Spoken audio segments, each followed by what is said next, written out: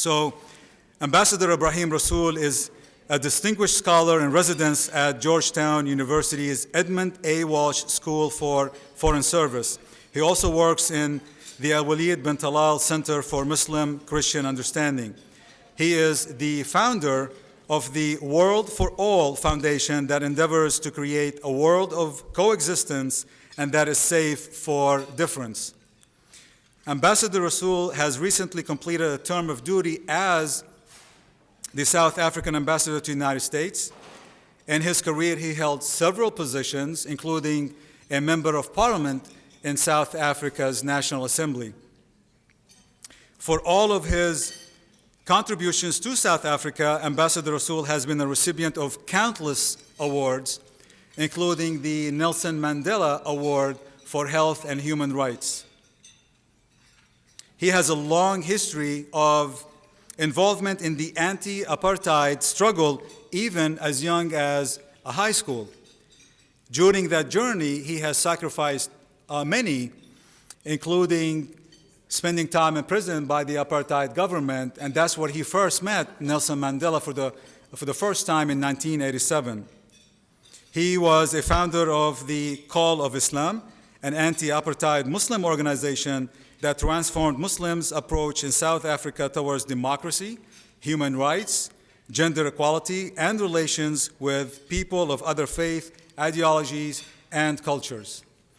If that's not enough, he writes. He has contributed a chapter to a book, and there's a book in the making and many others. We're honored to have you, and with that, please give him a good West Virginia welcome.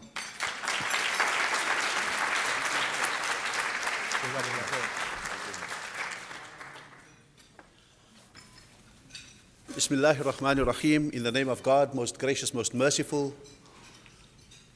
My gracious host, Ali Isa, and the founders and leaders of Cafe Ala Fikr, our respected and revered ulama who are present,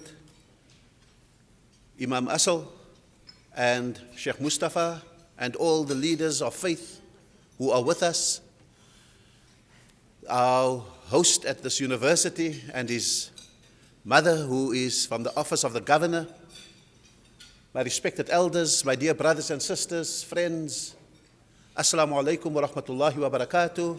Peace be upon you and good evening to all of you.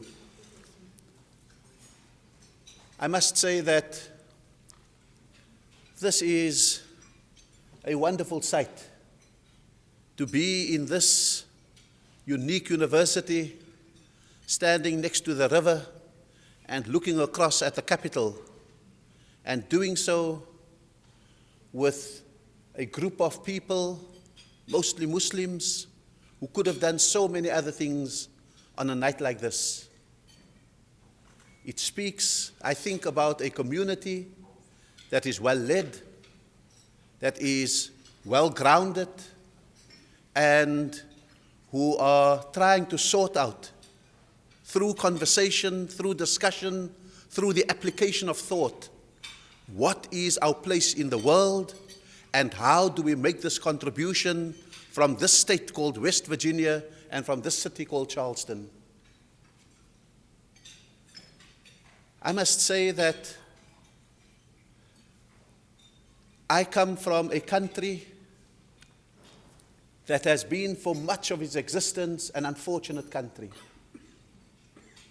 We have had the full evils of colonialism, of segregation, and of apartheid.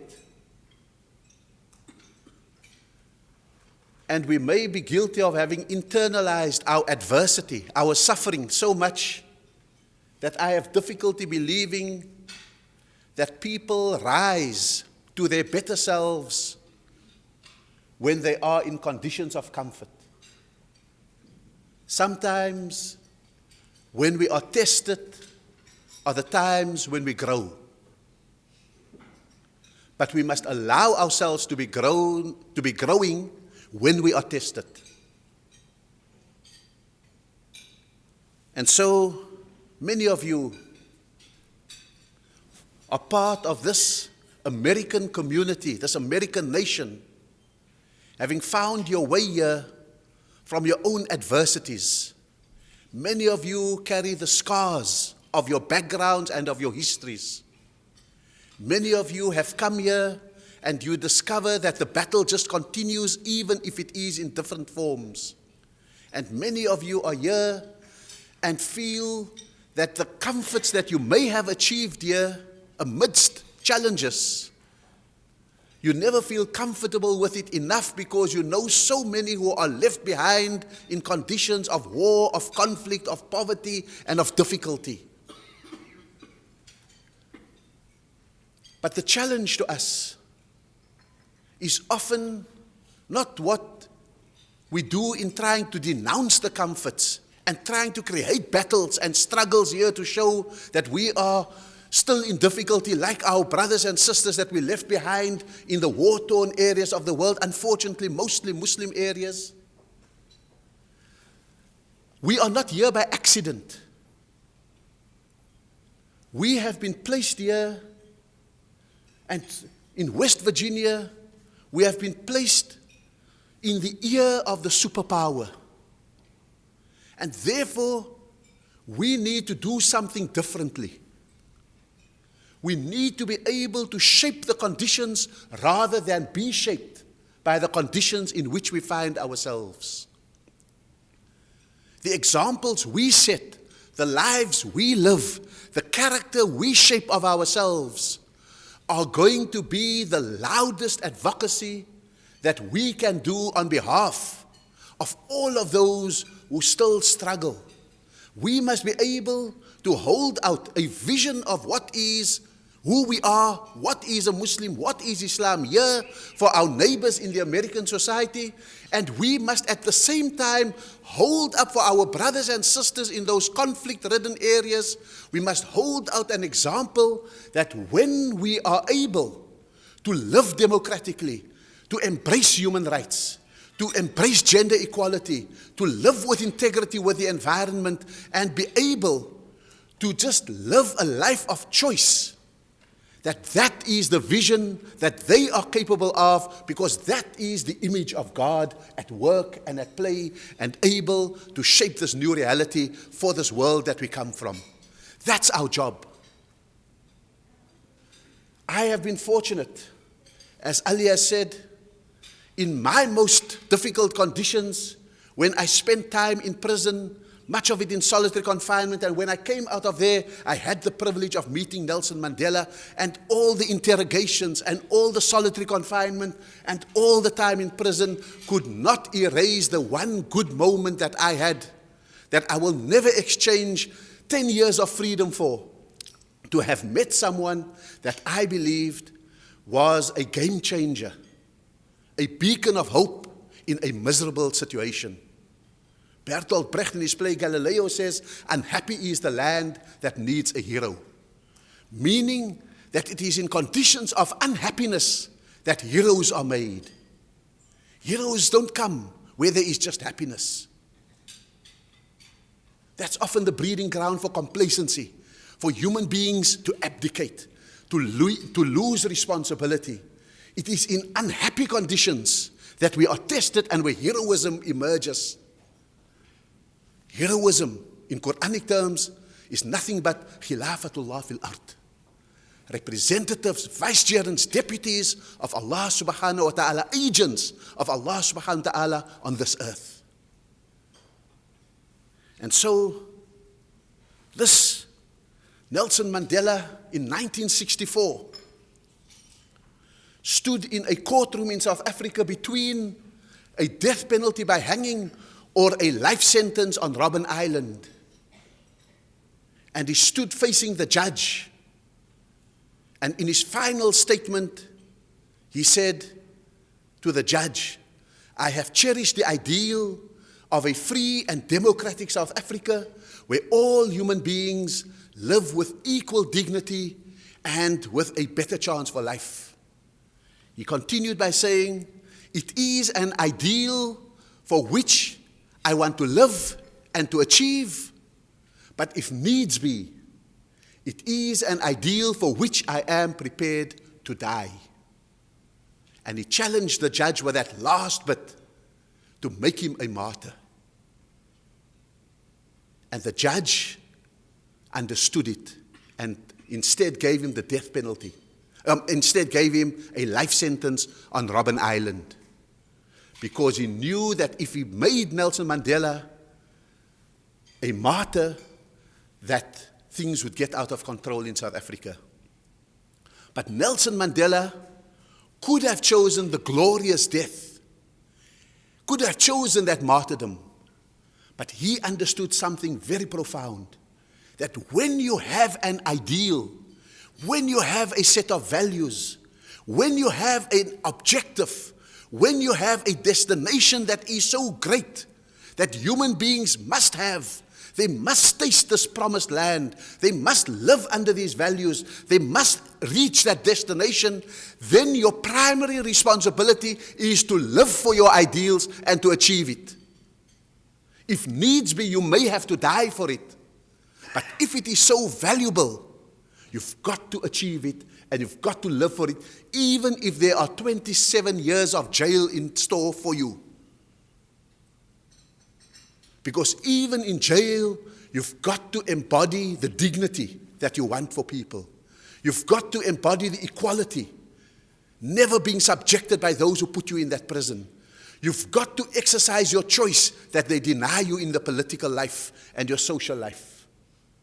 And so the lesson that Nelson Mandela teaches all of us in that moment is that it is important for you to find within your soul that which is so precious and so worthy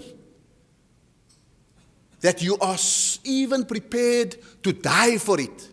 Because once you have gazed into your soul so profoundly and found it, then you know what you must live for. And so many of us live our lives without ever having looked into the depths of our soul to find that worthy thing. And that's the challenge. Once you've got that sorted out, it is one of the most transformative moments in your life, because you now have found your purpose and you now have found what your true north is, your moral center. And once you've done that, you have transformed yourself from being a victim of history, a victim of circumstances, a victim of your oppressors, a victim of those who don't like you, a victim of those who are prejudiced against you, a victim of those who try to denigrate you, insult you, and do whatever they want to. The moment you have found your purpose from the depths of your soul, you have transformed yourself from being a victim to being an agent. Khilafatullah fil ard. The agent of Allah subhanahu wa ta'ala on this earth. The instrument of God. Because victims can never plan ahead. They wallow in the past. Victims can never imagine a future. They can only recreate the hurts and the injuries of the past. Victims never look through the windscreen. They always drive from the rear view mirror. And therefore, the greatest tragedy of the world today is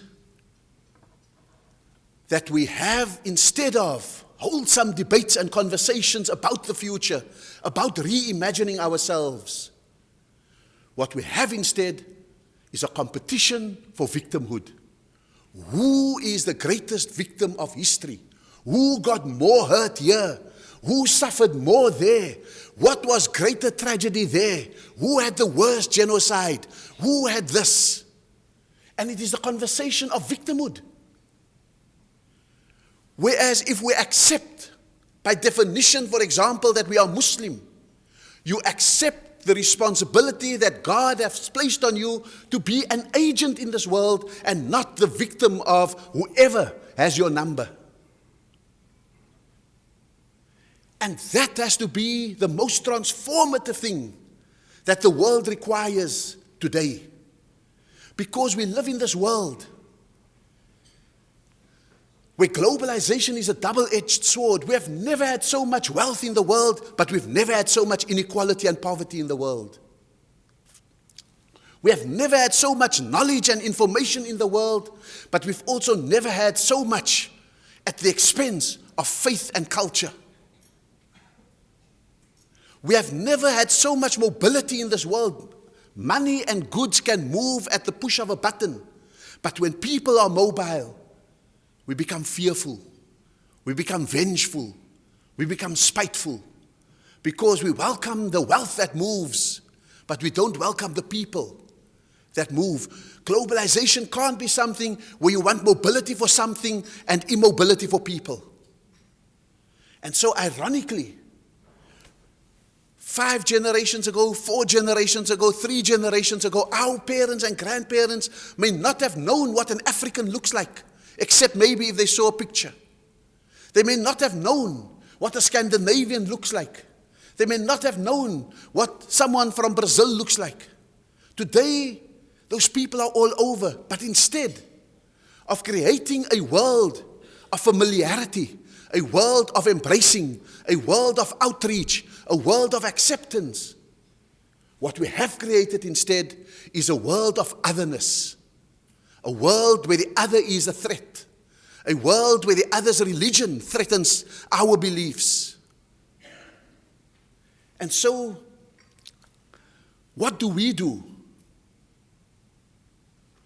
as we move forward in this kind of world that we are in today?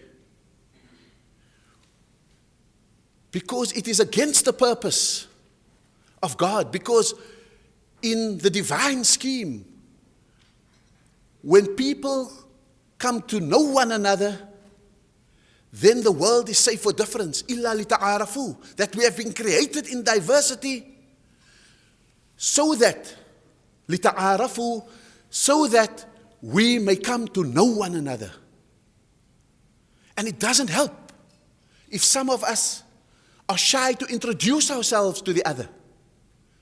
Because we are almost as guilty as those who fear us when we isolate ourselves from them and don't introduce who we are, what we believe, and how we live. When we put so many barriers between us and them, oh, I can't, my neighbors invited me and I can't go really, and we lose the chance for ta'arafu, for getting to know, because we are thinking, oh, will they serve bacon and all of those kind of things and so forth, rather than opening up a conversation, as we did in South Africa, about diets. Now, every chicken almost that is slaughtered in South Africa is slaughtered by halal methodology, because they've discovered that there's nothing magical about it, but there's something divine about it.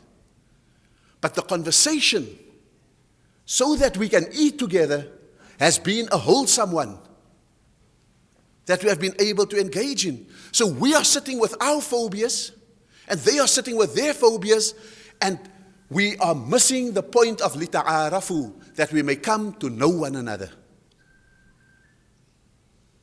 And so the victims keep apart.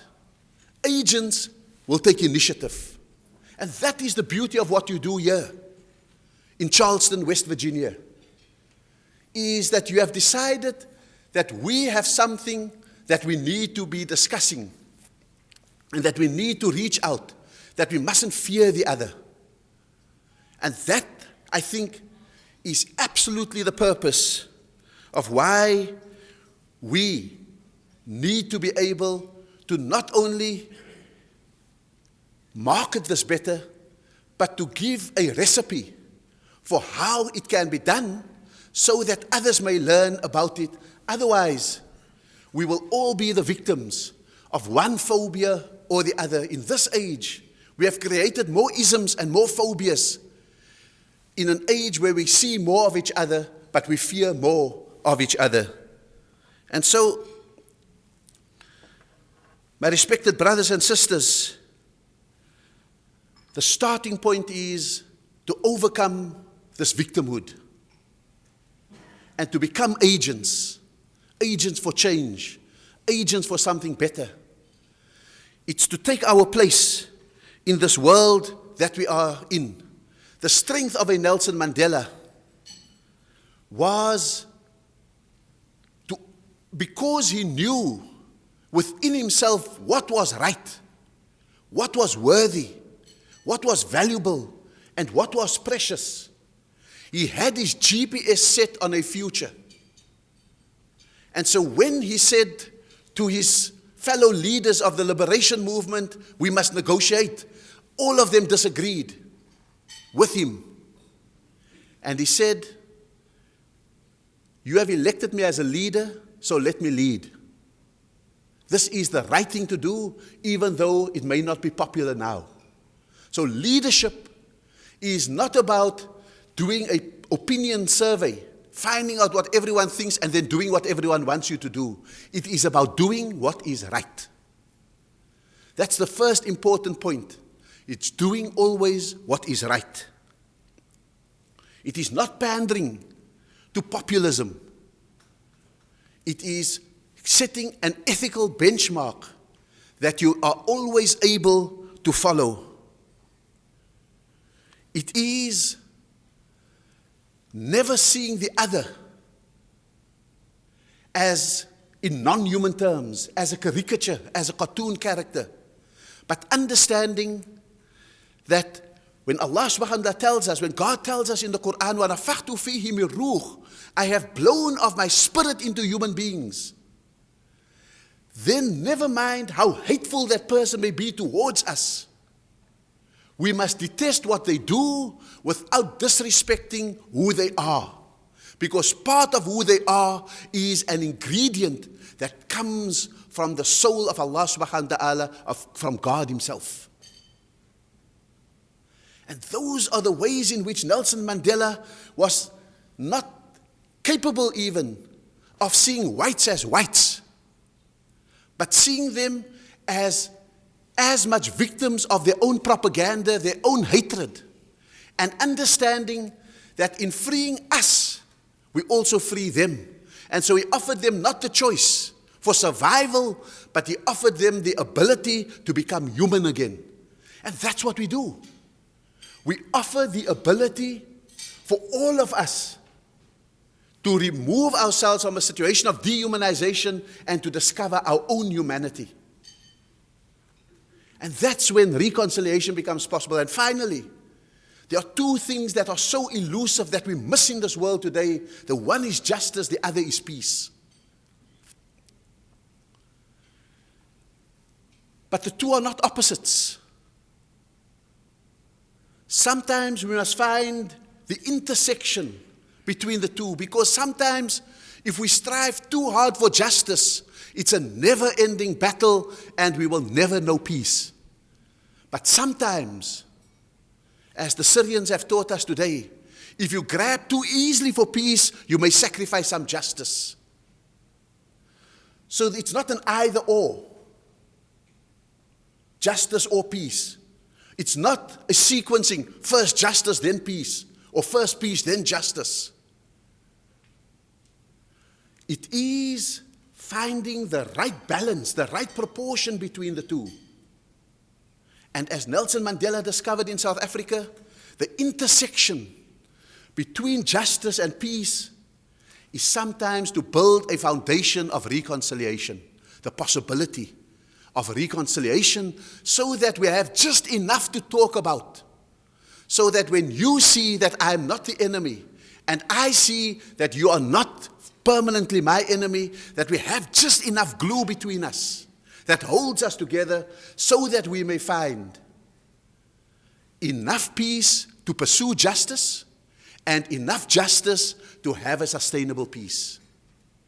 And those are the things that we need to be able to think about, so that one, we can apply it here where we are, American Muslims, and two, we can hold a vision to our brothers and sisters, our comrades and friends who are still back home, struggling age-old fights, and hold up the vision of a world that can be better, a world in which we can live in peace with ourselves and with our neighbors, that we can be who we are and be something else as well. We don't have to choose one identity. In South Africa, the Muslim community said, we are Muslims. And then we said, Muslim will be the noun. And then we said, we will be South African Muslims. And South Africa became the adjective to it. And then we said, we are South African Muslims of Malay origin, or of Indian origin, or indigenous origin. And so we enjoyed our foods and everything that we brought and the cultures. And then we even said, and you can say, you are American Muslims of this origin, that origin, and if the Redskins change the name, then you can even support them. So those are really the challenges of living a life which is safe for difference. And the initiative may sometimes have to come from us. We can't wait till we have overcome our victimhood. May Allah subhanahu wa ta'ala bless you all and really reward you for this example that you set on a Friday night or a Saturday night, whenever you do it, in reaching out. I came here fully expecting only coffee, but the meal has been wonderful because the name is misleading. But I'm hoping, inshallah, that from you will become an example that will reverberate across the world. And so you have the duty not to keep your good deeds to yourself, but to amplify it, not to boast, but because you are finding a template that the Muslim world requires so desperately. And when we glimpse that template, we must spread it. Wallahu a'lam, wa assalamu alaikum wa rahmatullahi wa barakatuh.